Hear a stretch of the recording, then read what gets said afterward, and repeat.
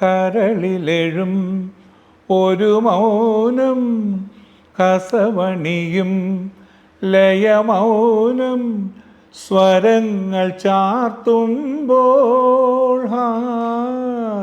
അപ്പോൾ എന്നാൽ പിന്നെ നമുക്ക് യേശുദാസിനെ കൊണ്ട് പാടിക്കുക എന്ന് പറയുന്ന ആ ഒരു ശൈലിയായിരുന്നു. ഈ പറഞ്ഞാൽ അറിഞ്ഞോ അറിയാതെ അദ്ദേഹം ഭാഗഭാക്കാണ്. അതേസമയം ഒരു പാട്ടിന് 5 ലക്ഷം രൂപ വെച്ചിട്ടാണ് താഴിലെ പാട്ടുകൾ വാങ്ങിച്ചത്. 5 പാട്ടിന് 25 ലക്ഷം രൂപ അയച്ചു തരാൻ പറഞ്ഞപ്പോൾ എനിക്ക് അയച്ചു തന്ന ഞാൻ ധരിക്കുന്നത് ഒരു നല്ല മെലഡി ആയിരിക്കും. ചായപ്പാനിതപ്പിലെ റോട്ടരികെ അങ്ങനെ പാടണമെന്ന് പറയും.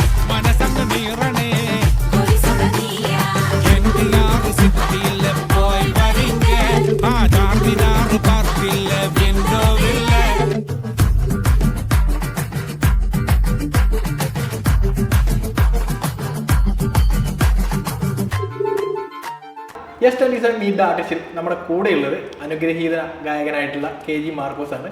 നമസ്കാരം സാർ. നമസ്കാരം. നമസ്കാരം. എന്തൊക്കെയാണ് വിശേഷം?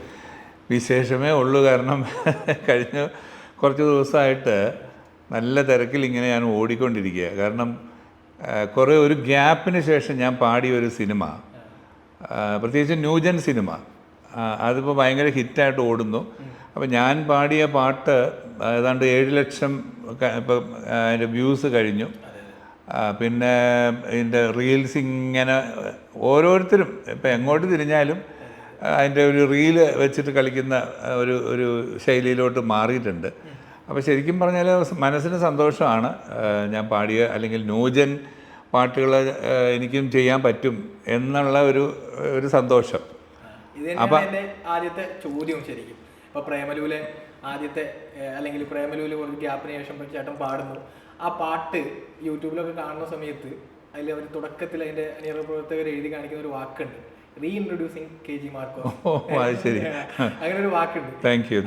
അപ്പോൾ ഒരുപാട് ചേട്ടൻ്റെ പാട്ടുകൾ കേട്ടിട്ടുള്ള ആളെന്ന് എനിക്കൊക്കെ ഭയങ്കര സന്തോഷം തോന്നിയൊരു അങ്ങനെ ഒരു റീഇൻട്രൊഡ്യൂസ് ചെയ്യപ്പെട്ട ഒരു ഫീൽ ഉണ്ടോ സത്യത്തിൽ? അല്ല, ഞാൻ ഈ കഴിഞ്ഞ 45 വർഷമായിട്ട് രംഗത്തുണ്ട്. പക്ഷേ സിനിമ എന്ന് പറയുന്നത് ഒരു 81 ഞാൻ ആദ്യ സിനിമയിൽ പാടുന്നത്. പക്ഷേ 81 മുതൽ ഈ കാലം വരെയും സിനിമ എന്ന് പറഞ്ഞ് ഞാനങ്ങനെ പോയിട്ടില്ല. എന്നാൽ സിനിമ ഇഷ്ടമില്ലാഞ്ഞിട്ടല്ല, സിനിമ ഇഷ്ടമാണ്. പക്ഷേ എൻ്റെ ഒരു കാലഘട്ടത്തിൽ യേശുദാസ് എന്ന ഒരു മഹാവൃക്ഷം നിൽക്കുന്ന സമയത്താണ് ഞാനൊക്കെ വരുന്നത്.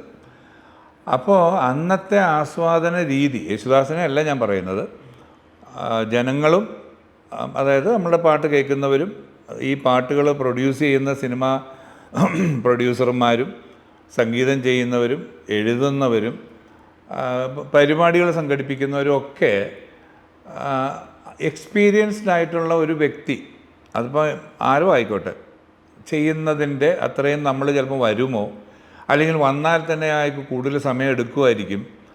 അപ്പം അങ്ങനെ വളരെ തുച്ഛമായ കാശിന് വരെയും കണക്ക് വെക്കുന്ന ഒരു രീതി ഉണ്ടായിരുന്നു നേരത്തെ. ഒത്തിരി സമയം എടുക്കും എന്ന് പറയുമ്പം എന്നാൽ പിന്നെ നമുക്ക് യേശുദാസിനെ കൊണ്ട് പാടിക്കുക എന്ന് പറയുന്ന ആ ഒരു ശൈലിയായിരുന്നു. അപ്പോൾ അതിനകത്ത് ഈ പറഞ്ഞാൽ അറിഞ്ഞോ അറിയാതെ അദ്ദേഹം ഭാഗഭാക്കാണ്. അന്ന് മലയാള സംഗീത സംവിധായകർ വളരെ കുറവായിരുന്നു. തമിഴിൽ നിന്നും തെലുങ്കിൽ നിന്നും ഒക്കെ ആയിരുന്നു അന്ന് സംഗീത സംവിധാനത്തിന് വരുന്നവർ. അപ്പോൾ അങ്ങനെ ദേവരാജൻ മാഷ് വരുന്ന സമയത്താണ് അപ്പോൾ ഇങ്ങനെ യേശുദാസ് എന്ന് പറഞ്ഞൊരു ചെറുക്കൻ വന്നിട്ടുണ്ട്, നന്നായി പാടും, നമുക്ക് യേശുദാസ് ഒന്നും വേണ്ട എന്ന് കുഞ്ചാക്കോ പറഞ്ഞതായിട്ട് ദേവരാജൻ മാഷിൻ്റെ ഇൻ്റർവ്യൂവിൽ ഞാൻ കേട്ടിട്ടുണ്ട്.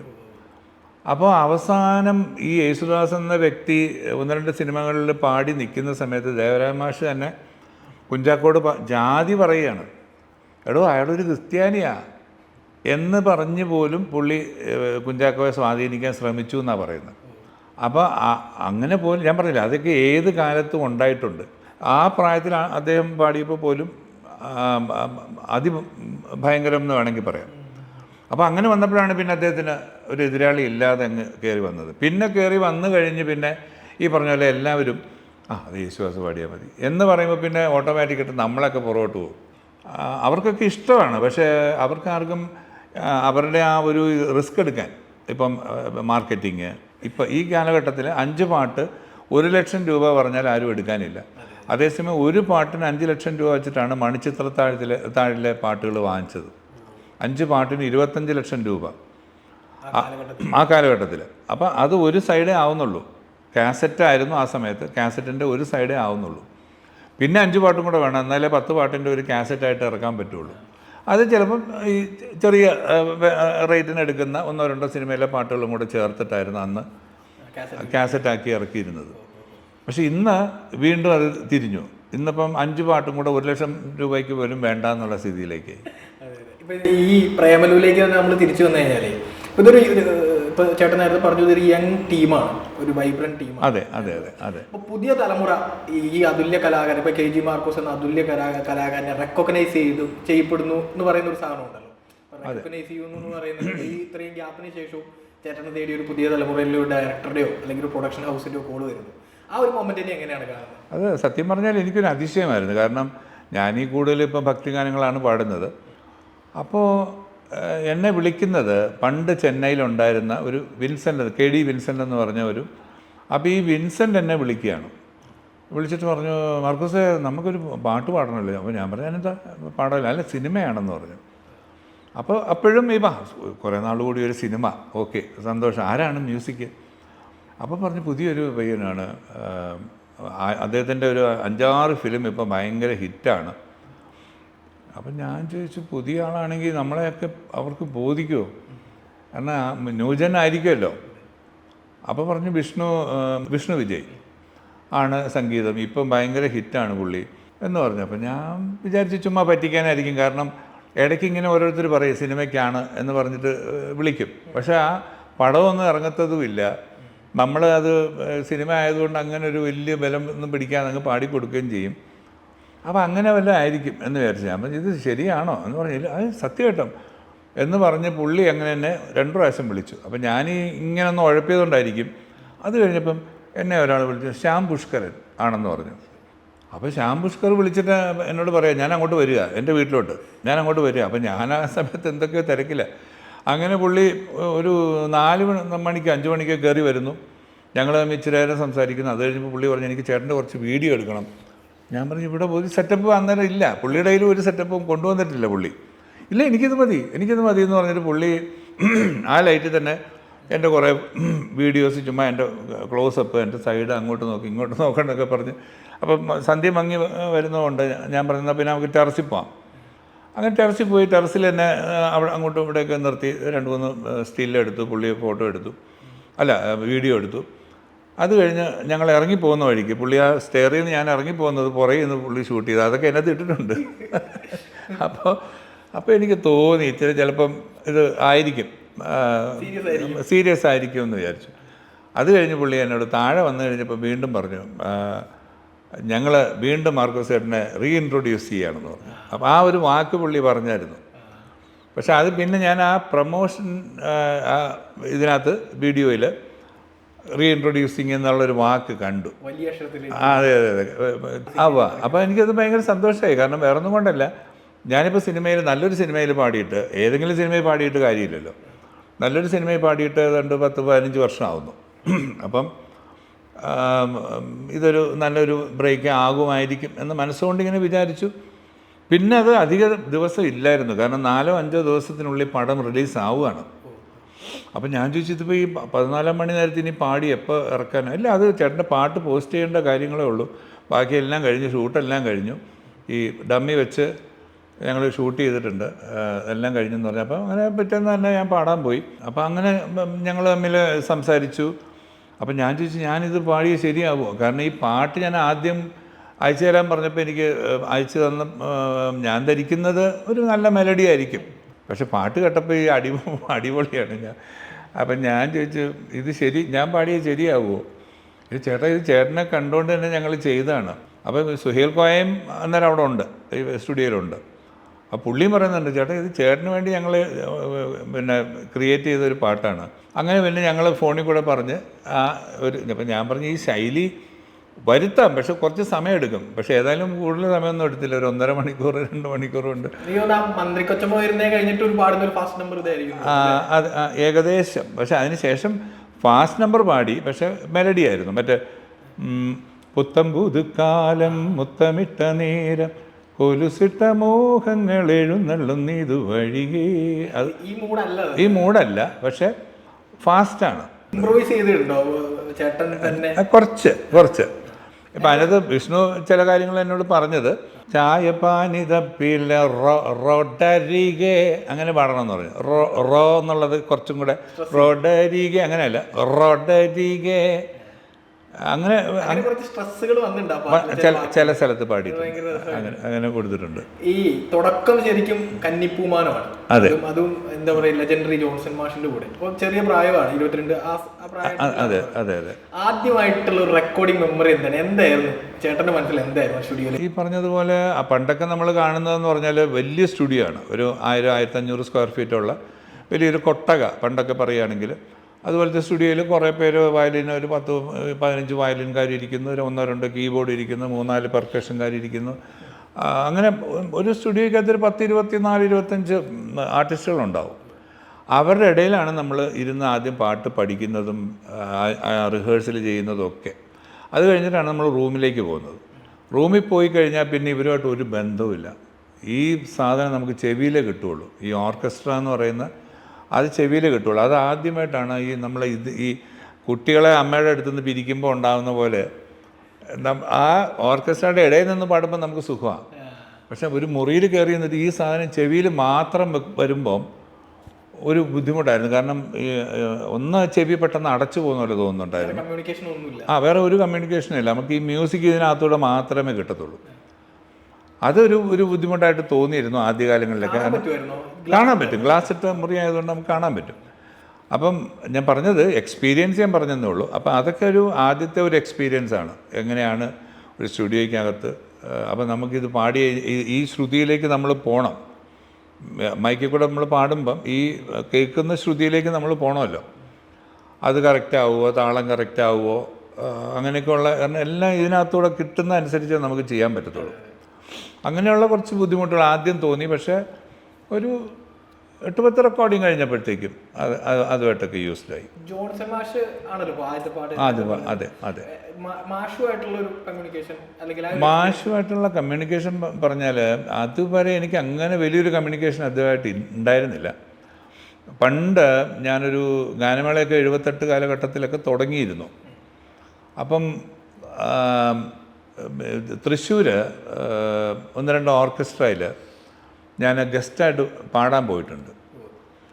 അപ്പോഴും ഈ പറഞ്ഞ പോലെ പിന്നെ റിഹേഴ്സലൊക്കെ കഴിഞ്ഞ് നമ്മൾ സ്റ്റേജിൽ പ്രോഗ്രാം ഏതാണ്ട് ആരംഭിക്കുന്ന ഒരു ടൈമിലായിരിക്കും ചിലപ്പം പെട്ടെന്ന് ജോൺസൺ മാഷ് വരുന്നതും ഇത് കണ്ടക്ട് ചെയ്യുന്നതൊക്കെ. അപ്പം നമ്മൾ ഇദ്ദേഹമായിട്ട് കൂടുതൽ ഇൻട്രാക്ട് ചെയ്യാനായിട്ട് അന്ന് പറ്റിയിട്ടില്ല. ഈ കൈ കാണിക്കുമ്പോൾ പാടുക അങ്ങനെയൊക്കെയുള്ള ചില കാര്യങ്ങൾ മാത്രമേ നമുക്ക് അനുഭവിക്കാൻ പറ്റിയിട്ടുള്ളൂ.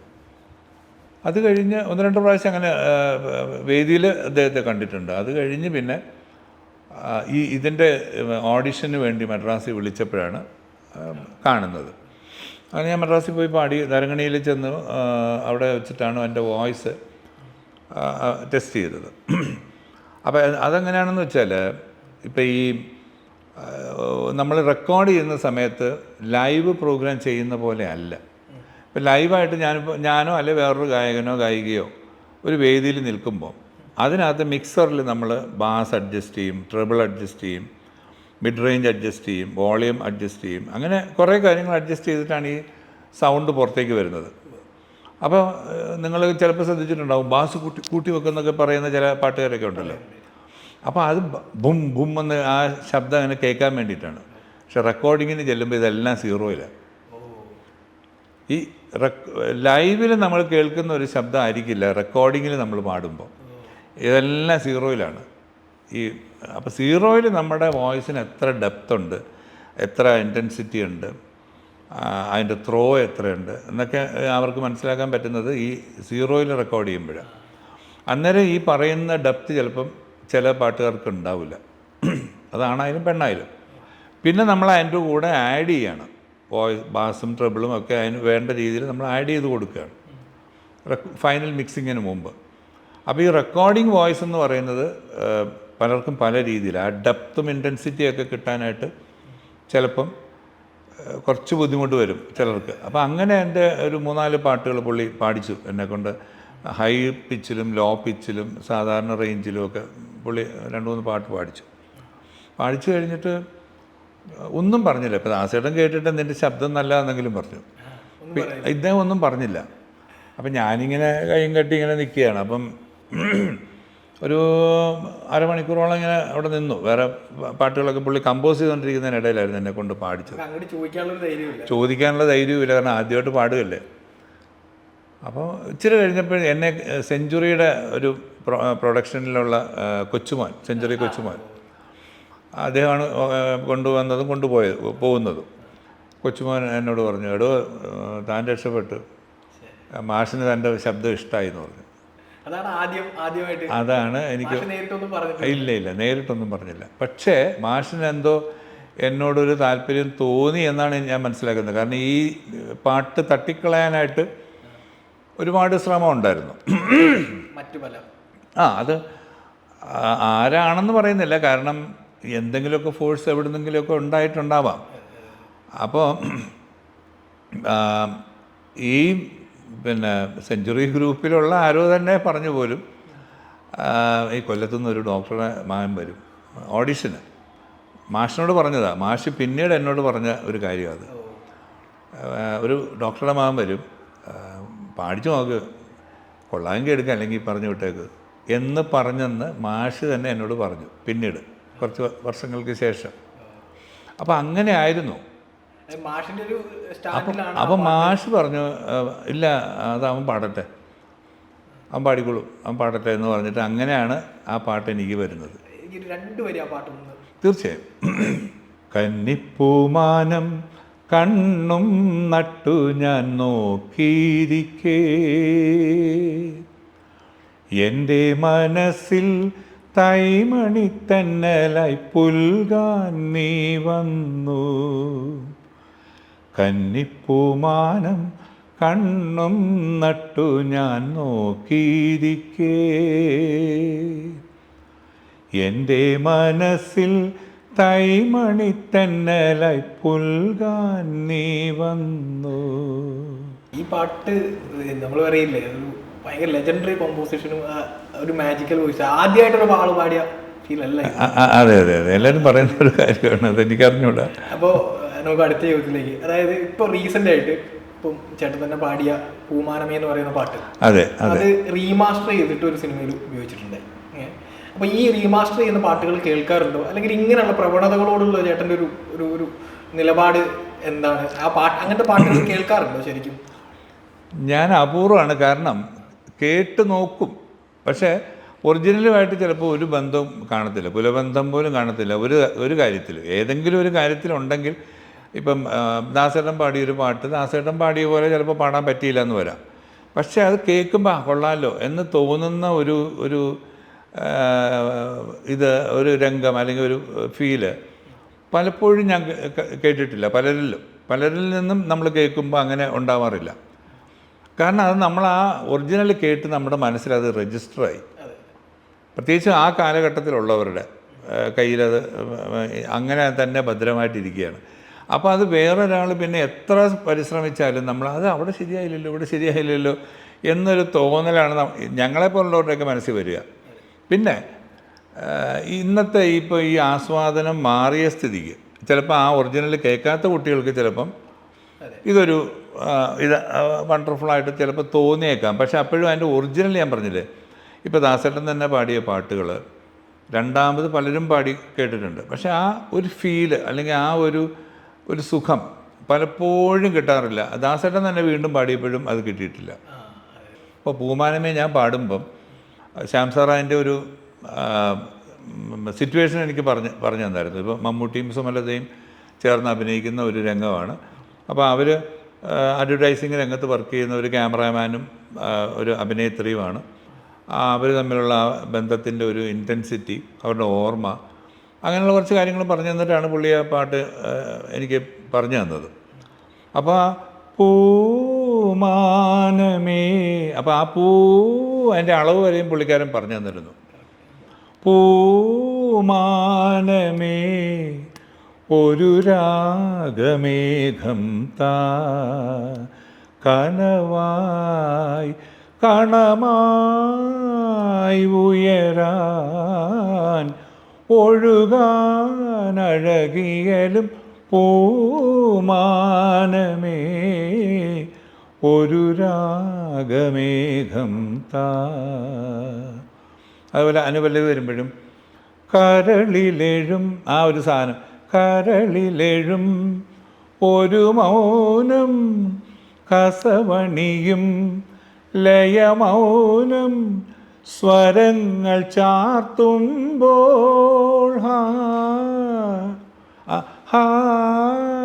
അതൊക്കെ പുള്ളി പറഞ്ഞു തന്നിട്ടാണ്, അല്ലെങ്കിൽ അസിസ്റ്റൻ്റ് പറഞ്ഞു തന്നിട്ടാണ് ഞാൻ പാടിയത്. നിറങ്ങൾ ചാർത്തുമ്പോൾ ലോലമായി അതിലോലമായി ശാന്തമായി സുഖസാന്ദ്രമായി അനുപദം മണിമയമായി പൂമാനമേ ഒരു രാഗമേഘം താ. അപ്പോൾ ആ ഒരു ഇത് നമുക്ക് പ്രതീക്ഷിക്കാൻ പറ്റത്തില്ല. കാരണം ഇന്നത്തെ പുതിയ കുട്ടികൾ ഇംപ്രവൈസേഷൻ്റെയൊക്കെ ആൾക്കാരാണ്. പിന്നെ ഇതൊരു സ്റ്റേജിൽ പാടുന്ന പോലെയാണ് പാടിയിരിക്കുന്നത്. പിന്നെ ഇപ്പം ഞാൻ പാടിയ ശബ്ദമോ അല്ലെങ്കിൽ ആ ഒരു അന്നേരത്തെ ഞാൻ പറഞ്ഞില്ല, ആ ഒരു ഫീലോടുകൂടിയ അല്ലായിരിക്കും ചിലപ്പോൾ അദ്ദേഹം പാടിയത്. പക്ഷെ ആ മോൻ അത്യാവശ്യം നന്നായിട്ട് പാടിയിട്ടുണ്ട്, കുഴപ്പമില്ല. ഇതിനെ തന്നെ കണക്ട് ചെയ്ത് ചോദിക്കുകയാണ്, ഇപ്പോൾ പഴയ പാട്ടുകളെ അപേക്ഷിച്ച് പുതിയ പാട്ടുകൾക്ക് ഒരു ലൈഫ് കുറവാണ്, അല്ലെങ്കിൽ ഈ ആളുകളുടെ മനസ്സിൽ നിൽക്കുന്ന ഒരു ഡ്യൂറേഷൻ കുറവാണെന്ന് ചേട്ടൻ തോന്നുന്നു? അത് തോന്നിയിട്ടുണ്ട്. കാരണം ഒരു മാസം മാക്സിമം ആണ്. അതിൽ കൂടുതൽ നിൽക്കുന്ന പാട്ടുകളൊക്കെ വളരെ റെയറാണ്. നമ്മുടെ ഒരു മനസ്സിലേക്ക് കൊണ്ട് പാടുന്ന അല്ലെങ്കിൽ അതിലേക്ക് വരുന്ന പാട്ടുകൾ വളരെ കുറവാണ്. എന്തുകൊണ്ടാണ് അത് തോന്നിയിട്ടുള്ളത്?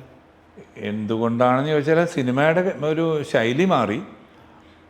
പണ്ടൊക്കെ നമ്മൾ പിന്നെ ജീവിതമായിട്ട് ബന്ധപ്പെട്ട ജീവിതഗന്ധിയായിട്ടുള്ള സിനിമകളായിരുന്നു കൂടുതലും, നല്ല നോവലുകൾ, അല്ലെങ്കിൽ കറണ്ടായിട്ട് നടക്കുന്ന ചില കാര്യങ്ങളിൽ ഉള്ള ആളുകളുടെ ഒരു ആസ്വാദനം. അപ്പോൾ അങ്ങനെയൊക്കെ ഉള്ളത് മാറിയിട്ട് ഇന്നിപ്പോൾ എല്ലാം രസത്തിന് വേണ്ടി മാത്രം, ആവശ്യത്തിൽ അധികം. ഇപ്പം തന്നെ നമ്മൾ ഈ കോമഡിയൊക്കെ കണ്ടു കഴിഞ്ഞാൽ ചിരിപ്പിക്കാൻ വേണ്ടി ചിരിക്കാൻ ഒരു സംഭവം. ഇപ്പോൾ ഈ ചാനലുകളിലൊക്കെ വരുന്ന എന്നാൽ സ്റ്റാൻഡേർഡ് ഉള്ളത് ഉണ്ട് താനും, പക്ഷേ നമ്മുടെ മനസ്സിലേക്ക് അങ്ങോട്ട് കൊള്ളുന്നില്ല. ഇപ്പോൾ പഴയ ഏത് സിനിമ എടുത്താലും ഒരു പരിധി വരെ നമ്മുടെ മനസ്സിൽ ആ ചിത്രം പിന്നെ നമുക്ക് ഓർമ്മ ഉണ്ടാവും ചില പാട്ടുകളൊക്കെ കേൾക്കുമ്പോൾ. അപ്പോൾ അത് എനിക്ക് തോന്നുന്നു ഇന്നത്തെ സിനിമയിൽ നമുക്ക് അത്രയ്ക്ക് അങ്ങോട്ട് പ്രതീക്ഷിക്കാൻ വയ്യ. അപ്പം ആസ്വദിച്ച് അപ്പം മറന്നു. അങ്ങനത്തെ ഒരു രീതിയിലേക്കാണ് നമ്മൾ പോകുന്നത്. ഇപ്പോൾ കുട്ടിക്കാലം നോക്കുകയാണെങ്കിൽ കോളേജ് സമയത്തൊക്കെ ഇപ്പോഴത്തെ പല സൂപ്പർ സ്റ്റാർസും ക്ലാസ്മേറ്റ്സ് ആയിട്ടും സീനിയേഴ്സ് ആയിട്ടൊക്കെ പഠിച്ചിട്ടുണ്ട്. സുരേഷ് ചേട്ടനാണെങ്കിലും മുകേഷ് ചേട്ടനാണെങ്കിലും ബാലേന്ദ്ര മേനോൻ സാറാണ് ആദ്യത്തെ സിനിമയിലേക്ക് ഒരു അവസരം തരുന്നത്.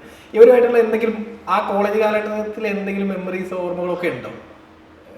സത്യം പറഞ്ഞാൽ ഞാൻ പറഞ്ഞില്ല, ഞാനൊക്കെ ഇങ്ങനെ സിനിമയിൽ വരുമെന്നൊന്നുമുള്ള ഒരു പ്രതീക്ഷയൊന്നും ഉണ്ടായിരുന്നില്ല ഒന്ന്.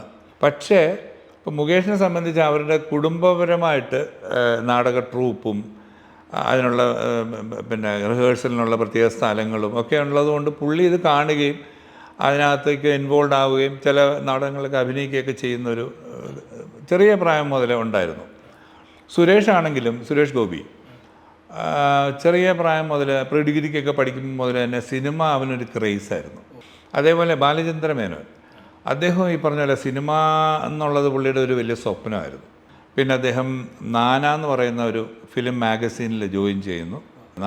നാനായിൽ ജോലി ചെയ്യുന്ന സമയത്ത് അദ്ദേഹം ഒരുപാട് മ്യൂസിക് ഡയറക്ടർമാരെയും പ്രൊഡ്യൂസർമാരെയും പിന്നെ നടീനടന്മാരെയും ഒക്കെ ഇൻ്റർവ്യൂ ചെയ്തു. ആ രംഗമായിട്ട് കൂടുതൽ പരിചയമായി. പിന്നെ പുള്ളി സ്വന്തമായിട്ടങ്ങ് സംവിധാന രംഗത്തേക്ക് വരികയായിരുന്നു. അങ്ങനെ അദ്ദേഹത്തിൻ്റെ പടത്തിൽ കൂടെയാണ് ഞാൻ ഈ രംഗത്തേക്ക് കടന്ന് വന്നത്. അന്നത്തെ കാലത്ത് ഇതിൽ ഒട്ടും എത്തിപ്പെടാൻ സാധ്യതയില്ല എന്നായിരുന്നു ചേട്ടൻ വിചാരിച്ചിരുന്നത് അല്ലേ? എന്ന് വെച്ചാൽ എൻ്റെ അച്ഛൻ ഡോക്ടറായിരുന്നു, അച്ഛൻ്റെ അച്ഛൻ ഡോക്ടറായിരുന്നു, അച്ഛൻ്റെ സഹോദരി ഡോക്ടറായിരുന്നു, അച്ഛൻ്റെ 2 അമ്മാവന്മാർ ഡോക്ടർമാരായിരുന്നു, അച്ഛൻ്റെ അമ്മയുടെ അനിയത്തി ഡോക്ടറായിരുന്നു. അപ്പോൾ അങ്ങനെ ഒരു ഫാമിലിയിൽ നിന്ന് എങ്ങനെ ഈ സിനിമ അല്ലെ കലയിലേക്ക് എങ്ങനെ വരും എന്നുള്ളൊരു ചിന്ത അന്ന് ഉണ്ടായിരുന്ന അതിനുള്ളൊരു അവസരവും ഇല്ല, ആരെയും അങ്ങനെയുള്ള കലാകാരന്മാരെ പരിചയവുമില്ല. പക്ഷേ എൻ്റെ ഗ്രാൻഡ് മദർ അത്യാവശ്യം നന്നായി പാടുമായിരുന്നു, എൻ്റെ അച്ഛൻ്റെ അമ്മ. അപ്പോൾ അതിൽ നിന്നായിരിക്കാം ഒരുപക്ഷെ എന്നിലേക്ക് ഇത് വന്നതും. പിന്നീട് ഞങ്ങൾ പഠിക്കുന്ന സമയത്ത്, കോളേജിൽ പഠിക്കുന്ന സമയത്ത് ഞാൻ പറഞ്ഞില്ലേ, മത്സരം ഉണ്ടായിരുന്നു. പ്രത്യേകിച്ച് ഞാനും മുകേഷും. അത് മത്സരം രണ്ടും രണ്ട് ഫീൽഡാണെങ്കിലും തമാശക്കാണെങ്കിലും മുകേഷ് പറയും, ഞങ്ങൾ അന്ന് മിമിക്രിക്ക് ഇത്രയും ഡിമാൻഡുള്ളൊരു കാലമല്ല. എന്നാൽ ആളുകൾ ചിരിക്കും, പക്ഷേ ഇങ്ങനെ ഇന്നത്തെ മിമിക്രി ആർട്ടിസ്റ്റ് എന്ന് പറയുന്ന പോലത്തെ ഒരു ഡിമാൻഡ് അന്ന് ഉണ്ടായിരുന്നില്ല. അന്ന് പാട്ടുകാർക്കായിരുന്നു ഏറ്റവും വലിയ ഡിമാൻഡ്. അപ്പോൾ പ്രത്യേകിച്ചും മിക്സഡ് കോളേജൊക്കെ ആകുമ്പോഴത്തേക്കും നമ്മൾ വലിയ ഹീറോയാണ്. കാരണം സന്യാസിനി, പ്രിയ സഖി പോയി വരൂ, അല്ലെങ്കിൽ മംഗളം നേരുന്നു, ഇതൊക്കെ പാടി പെൺപിള്ളേരുടെ കയ്യടിയൊക്കെ വാങ്ങിച്ച് വലിയ ആളായിട്ട് ഇങ്ങനെ നടക്കുമ്പം മുകേഷ് പറയും, ഞങ്ങൾ കഷ്ടപ്പെട്ട് കുത്തിയിരുന്ന് ഓരോ ഇതൊക്കെ പഠിച്ച് അതുപോലെ ആക്കി എടുത്തിട്ട് കയ്യടി വാങ്ങിച്ചിരിക്കുമ്പോഴായിരിക്കും ഇവനൊക്കെ വന്നൊരു സന്യാസിനിയോ ഒരു പിന്നെ മംഗളം നേരുന്ന പാടി ബാക്കി കയ്യടിയും കൂടെ വാങ്ങിച്ചുകൊണ്ട് പോകണം. അരമണിക്കൂർ അവരൊരു പരിപാടി ചെയ്യുമ്പോൾ നമ്മൾ 4 മിനിറ്റ് കൊണ്ട് നമ്മൾ കയ്യടി വാങ്ങിച്ചു പോകും. അപ്പം അങ്ങനെ തമാശ പറഞ്ഞിട്ടുണ്ട്. ടയർ പൊട്ടിയിട്ട് മീഡിയനിൽ ഇടിച്ച് പൊങ്ങി മറിയായിരുന്നു. അപ്പോൾ അങ്ങനെ ആ ആക്സിഡൻറ്റിൽ 3 പേര് മരിച്ചു. ഞങ്ങൾ 5 പേരിൽ 3 പേര് മരിച്ചു, 2 പേര് രക്ഷപ്പെട്ടു. അതിലൊന്ന് ഞാനായിരുന്നു. ഇസ്രായേലിൻ നാഥനായി വാഴും ഏകദൈവം, സത്യജീവമാർഗമാണു ദൈവം. അത് കഴിഞ്ഞ് ഞാൻ നോക്കുമ്പോൾ വലിയ യന്ത്രത്തൊക്കെ ആയിട്ട് നിന്നവനൊക്കെ എൻ്റെ ഇടത്തും വലത്തുമൊക്കെ. ഇപ്പോൾ 23 വർഷമായി ഞാൻ ഈ പാട്ട് പാടിയിട്ട്.